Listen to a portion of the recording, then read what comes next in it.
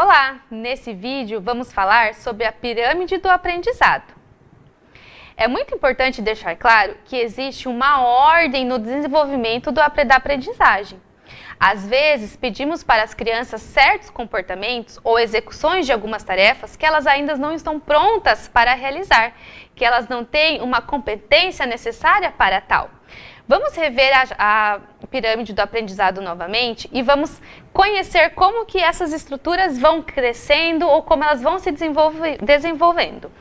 A primeira parte, que é a base da pirâmide, é o nosso sistema sensorial. Eu vou dar um exemplo bem clássico para a gente conseguir entender essas 4 fases da pirâmide.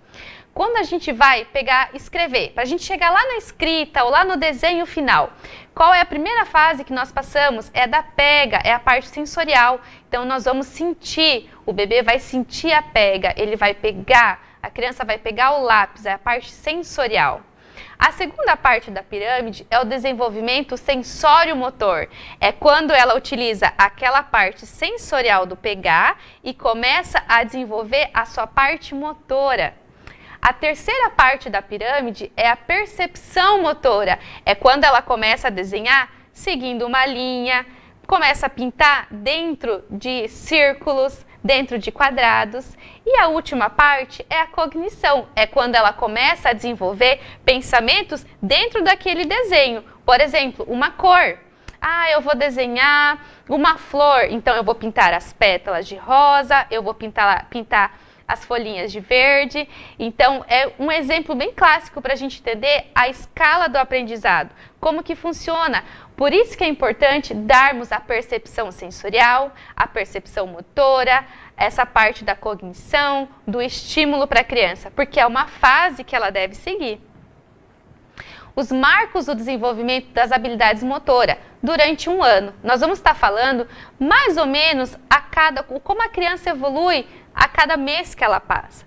Então, em resumo médio, num resumo rápido, nós temos a fase dos 3 meses, dos 6 meses, dos 9 meses e dos 12 meses. O que seriam essas fases? As fases de marco no desenvolvimento. É quando a criança quando a gente olha para a criança e fala assim, nossa, ela não fazia, agora ela está fazendo. Então, dos 2 aos 3 meses é a parte do controle encefálico. É quando colocamos as crianças de bruço e ela faz o controle da cabeça. Ela olha, por mais que ela fique alguns segundos ali, ela vai cair, vai fadigar, mas ela tem o controle encefálico. Então, de 0 até os 3 meses, ela precisa começar a sustentar a cabeça. De 4 a 6 meses é um marco do rolamento. Então, hoje a gente precisa ver num bebê de 5 meses, de 4 meses, a gente precisa ver o rolamento. É quando a criança está deitada de barriga para cima e ela faz o rolamento.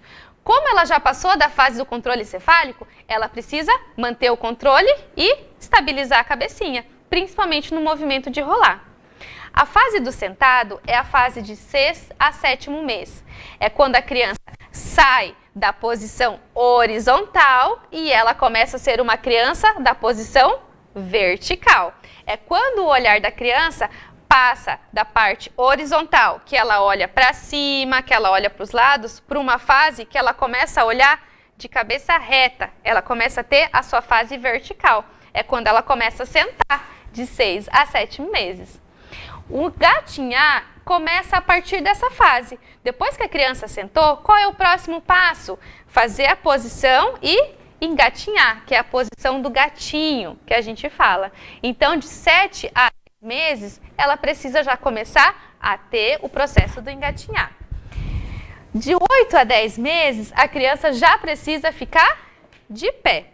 Lembrando que, a partir do 7º mês, a formação do fêmur com a articulação do acetábulo, ela já aguenta o peso da criança. Então, a criança já pode começar a ficar mais tempo na posição vertical em pé.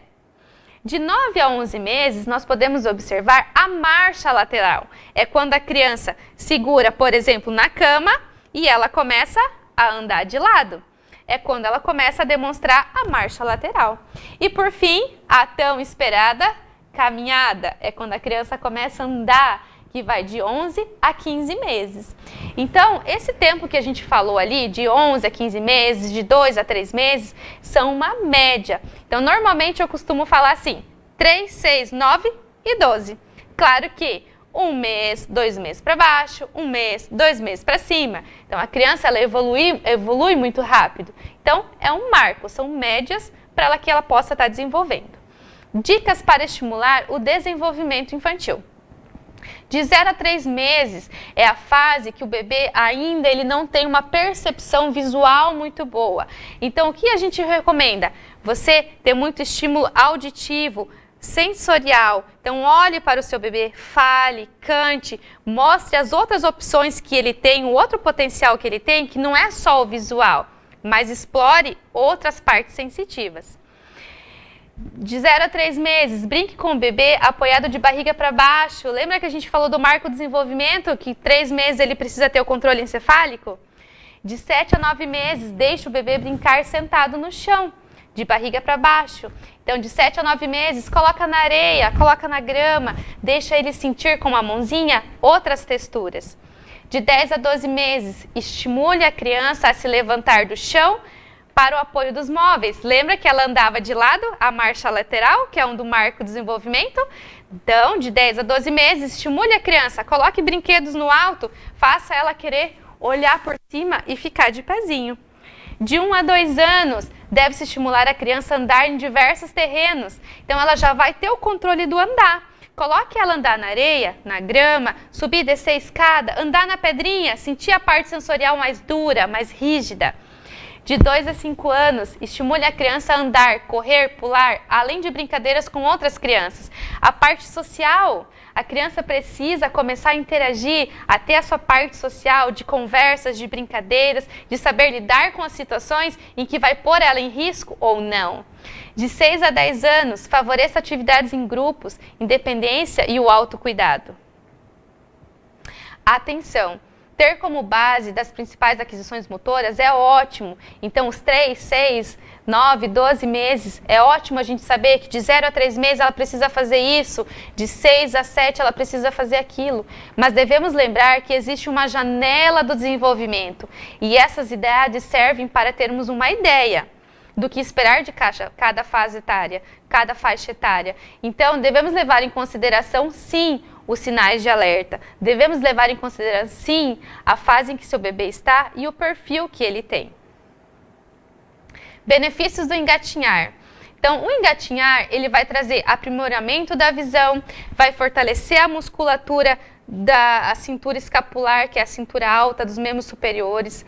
Ele vai favorecer a musculatura da coluna. Então, o engatinhar é uma fase muito importante para o bebê, em que ele vai saber ter a dissociação de pé e mãozinha, para quando ele ficar em pé, ele saber caminhar, diferenciando a mãozinha das pernas. Por que é importante deixar a criança descalça? É muito importante. Quando o bebê chega a uma sessão de fisioterapia, por exemplo, a primeira coisa que nós fazemos é tirar o calçado, tirar a luvinha. Por quê?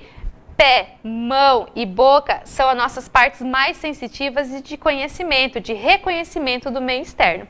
Então é importante deixar a criança de pé descalço porque vai aumentar o equilíbrio e a consciência dos movimentos. Ela descobre texturas diferentes que até então a meinha ou a luvinha não deixava ela sentir. E fortalece a musculatura das articulações e melhora a postura. Quando ficamos em pé, até o nosso sistema vascular é favorecido. Obrigado e nos vemos no próximo vídeo.